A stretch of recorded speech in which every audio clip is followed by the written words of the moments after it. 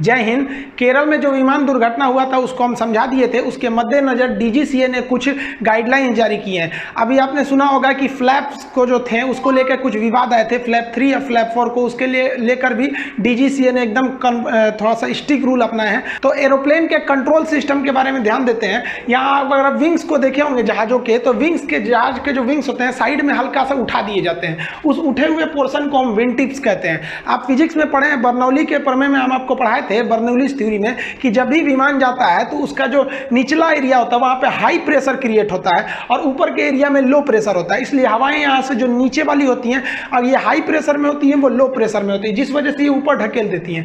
लेकिन अगर विमान को ऐसे रखिएगा, एकदम सीधा रख दीजिएगा, तो ये हाई प्रेशर से हवाएं यहाँ लो प्रेशर की ओर आ जाएंगी और यहाँ एक चक्रवात टाइप का बन जाएगा। इसीलिए क्या किया गया, इसको हल्का सा उठा दिया गया। उठा देने से नीचे की हाई प्रेशर हवाएं ऊपर चली जाती हैं, ना कि ऐसे लपट होके इसके ऊपर चली जाती हैं। वरना अगर ये नहीं रहता तो यहाँ नीचे से जो हवाएं थी वो ऊपर चली जाती, जिस वजह से यहाँ एक बाउंडर टाइप का बन जाता और जहाज डिसबैलेंस होती और एक खामखा में एयर का ड्रैग उत्पन्न होता है, इंजन पे एक्स्ट्रा लोड पड़ता। जहाज का जो विंग्स होता है उसके सबसे लास्ट पार्ट में जो होता है वहां पर आपको एलिरोन मिलेगा। ये एलिरोन्स क्या होते हैं सब, ये बहुत महत्वपूर्ण भूमिका निभाते हैं जहाज को रोल करने में। रोल का मतलब होता है इस वहीं पे जहाज ऐसे हल्का सा जहाज में बैठिएगा ना तो कभी रोल करेगा तो आपका सीट ऐसे झुक जाएगा, ऐसे झुकेगा ना तो नीचे की जमीन दिखेगी, इधर के वाला आसमान दिखेगा, इधर का कोई जमीन वगैरह नहीं दिखता है। तो इस घटना को कहते हैं रोल कराना। इस रोल कराने के लिए जहाजों का एकदम साइड का पोर्शन ये जो होता है, ये एलिरोन्स, ये महत्वपूर्ण होता है। इस एलिरोन्स की मदद से आप यहाँ देखिए जहाज हल्का सा बैंड हो गया, देखिए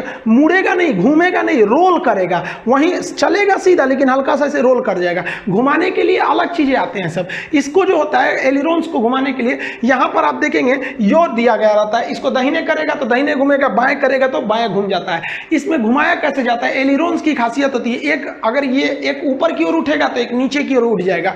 जिधर घुमाना है, अगर आप इसको बाएं करिएगा तो बाएं साइड का एलिरोन ऊपर उठ जाएगा। ऊपर उठने से हवाएं उस पर ढकेलने लगेगी तो इधर का पोर्शन स्लो हो जाएगा, इधर का पोर्शन थोड़ा सा फास्ट होने लगता है। तो ये योग द्वारा कंट्रोल किया जाता है एलिरोन्स को। देखिए जहाज का जो अगला हिस्सा होता है उस पर लोड ज्यादा होता है, पिछला हिस्सा पे कम लोड होता है, आगे में इंजन वगैरह होते हैं, इस वजह से जहाज आगे गिर जाएगा, उसका थुथुर ना नीचे गिर जाएगा। इसलिए पायलट जो होता है इस योग द्वारा उसको उठा के रखता है। अब आप बताइए, पायलट मान लीजिए 1 घंटे की फ्लाइट जा रहा है तो 1 घंटा तक ऐसे खींच के रखेगा कि उठा रहा है ना तो उसका नोज डाउन हो जाएगा, थुथुर नीचे गिर जाएगा।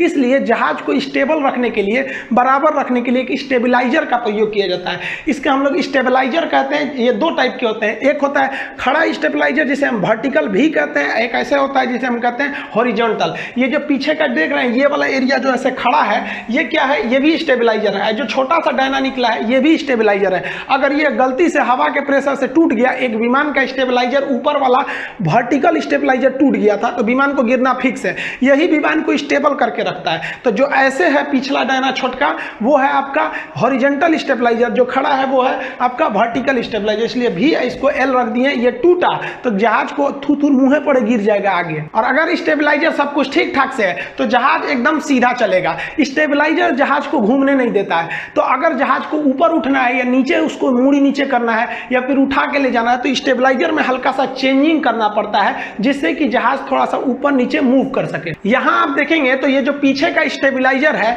तो ये जो हॉरिजॉन्टल स्टेबलाइजर है इस तरह से, उसका पिछला भाग रेड है और जो वर्टिकल स्टेबलाइजर है खड़ा, उसका पिछला भाग ब्लू है। इसको एक एक करके समझते हैं। हॉरिजॉन्टल स्टेबलाइजर जो होता है उसका पिछले भाग को हम एलिवेटर कहते हैं, जहां इसको रेड कलर से दिखाया गया एलिवेटर। ये जहाज को उठाने या डाउन करने के काम में आता है, जिसे हम टेक्निकल भाषा में पिच कहते हैं। इसको उठाने के लिए इसी योग का प्रयोग करते हैं। देखिए घुमाने के लिए दाहिने बाएं करते हैं, वो एलिरोन कर देता है। और अगर उठाना है तो इस योग को पीछे खींचिएगा। जैसे पीछे खींचेंगे तो ये जो स्टेबलाइजर है, हॉरिजॉन्टल स्टेबलाइजर, उसमें जो लगा हुआ रेड कलर का ये जो एलिवेटर है वो ऊपर उठ जाएगा। ऊपर उठने से जहाज इस तरह से ऊपर जाएगा। और अगर जहाज का नोज डाउन करना है, इस तरह से नीचे लाना है, तो इस ये जो योग देख रहे हैं, ये जो आप ऐसे ये वाला जो हैंडल टाइप का होता है जहाज में, इसको अगर आप नीचे करिएगा तो ये जो पीछे का जो एलिवेटर है जो इस हॉरिजॉन्टल स्टेबलाइजर में लगा हुआ है वो नीचे आ जाएगा। नीचे आएगा तो जहाज ऐसे नीचे हो जाएगा। तो जहाज को पिच देने के लिए, नीचे या ऊपर करने के लिए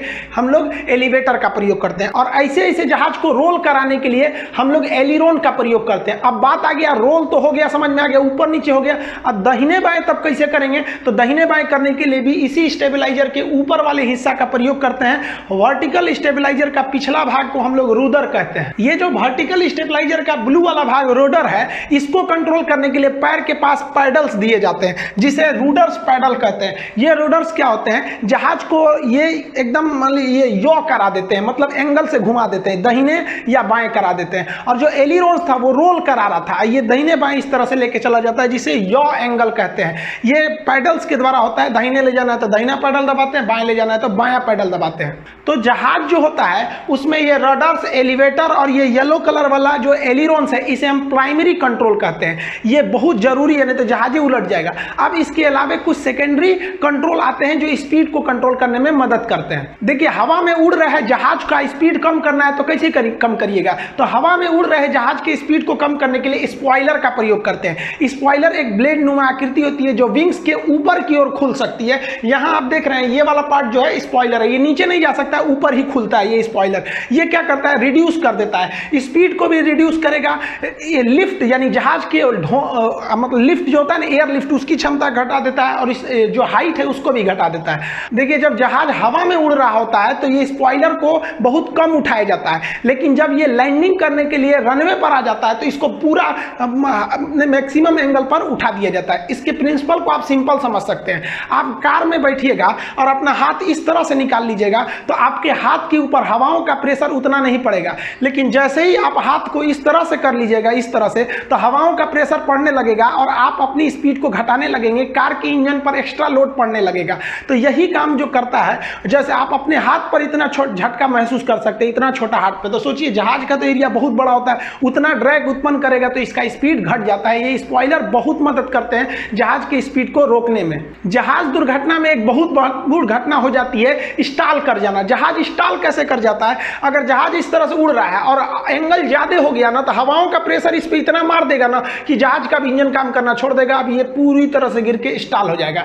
तो एंगल ऑफ अटैक को कम करने के लिए स्लेट लगा दिया जाता है। स्लेट क्या होता है, विंग्स के अगले भाग पर लगाए जाते हैं। ये विंग्स है तो यहां देखेंगे अगले भाग पर ये थोड़ा सा ऊपर नीचे फ्लक्चुएट कर सकता है, हल्का सा ये करता है। यहां हम बना दे रहे हैं, ये जो होता है ये वाला हिस्सा स्लेट होता है। यहां आप देख रहे होंगे ये हल्का सा नीचे हो गया है। ये क्या करता है, ये अपने एरिया को घटा बढ़ा सकता है। अगर एंगल ऑफ अटैक जाते हैं तो ये थोड़ा सा घूम जाता है या उठ जाता है। तो ये बहुत महत्वपूर्ण भूमिका निभाता है लैंडिंग के समय भी और टेक ऑफ के समय भी। यही जो होता है ना, जहाज के विंग्स का आगे का सरफेस एरिया जो है थोड़ा सा बढ़ा घटा देता है। जैसे मान लीजिए आगे से हवा ज्यादा आ रही है तो ये सिकुड़ जाएगा, फैल जाएगा, तो ये स्टॉल को रोकने में मदद करता है ये स्लेट। अब जो सबसे महत्वपूर्ण चीज होता है वो होता है फ्लैप्स। फ्लैप्स जो होते हैं बहुत महत्वपूर्ण चीज होते हैं। ये फ्लैप्स ये जहाज के विंग्स के नीचे खुलते हैं। देखिए ये जो है ना, ये स्पॉइलर है ऊपर खुलता है, लेकिन यहां अगर आप देख रहे होंगे तो एक चीज है जो नीचे की ओर खुल गई है, इसको हम लोग कहते हैं फ्लैप्स। ये एंगल पर झुकती है, थोड़ा सा खोलना है या ज्यादा खोलना है, ये मैक्सिमम 40 डिग्री के फ्लैप्स पर जा सकती है, जिसे हम लोग फ्लैप 4 कहते हैं। तो ये फ्लैप हो सकता है 4 तक में फ्लैप्स होता है। ये क्या करता है फ्लैप्स, ये बहुत हाई लिफ्ट पैदा करता है, जहाज को लिफ्ट बहुत ज्यादा पैदा करता है, कम ही स्पीड में लिफ्ट पैदा कर देता है। इसलिए इसका प्रयोग हम लोग टेक ऑफ के समय करते हैं, जहाज आराम से उड़ जाए, और लैंडिंग के समय करते हैं। लेकिन एक चीज ध्यान रखते हैं, जब उड़ना रहता है तो जो फ्लैप्स होते हैं, ये नीचे की ओर खुलने वाले फ्लैप्स, इसको बहुत कम खोला जाता है, नहीं तो उड़िए नहीं पाएगा। और जब लैंडिंग किया जाता है तो इस फ्लैप्स को मैक्सिमम नीचे की ओर गिरा दिया जाता है, ताकि देखिए ऊपर का जो स्पॉइलर है वो हवा को रोक ही रहा है, और नीचे इसको कर दीजिए पूरा हवा को एकदम रोक देगा, और ये लैंडिंग करने में बहुत महत्वपूर्ण भूमिका निभाता है। ये फ्लैप्स अगर अच्छा से नहीं खुले रहेंगे तो लैंडिंग, क्रॉस लैंडिंग हो सकती है, दुर्घटना हो सकता है। अब इस फ्लैप्स जो नीचे की ओर जो फ्लैप्स खुल रहे हैं, इसको खोलने के लिए एक्स्ट्रा फ्यूल खर्च होते हैं। तो कंपनियों पे दबाव है कि आप फ्लैप 3 लैंडिंग करिए।